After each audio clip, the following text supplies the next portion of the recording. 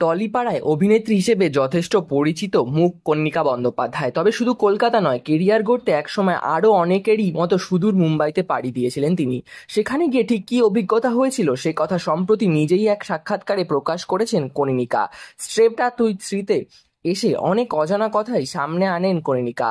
কলকাতায় যখন কেরিয়ার গড়ছিলেন সেই সময় ফিরে গিয়ে বলেন, আমাদের সময় না অনেক কম্প্রোমাইজ করতে হতো, যারা বলে না করেনি আর অন্যের ওপর দোষ চাপায়। আমরা না সব দেখেছি, তবে আমি কিন্তু জাজমেন্টাল নই। কেউ যদি কম্প্রোমাইজ করে সেটা তার নিজস্ব ভাবনা, সে নিজের পছন্দে সেটা করেছে।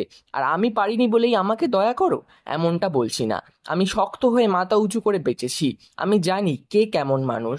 আবার আমাকে অনেকে দিদি বলে ভয়ও পায়, সেটাও জানি।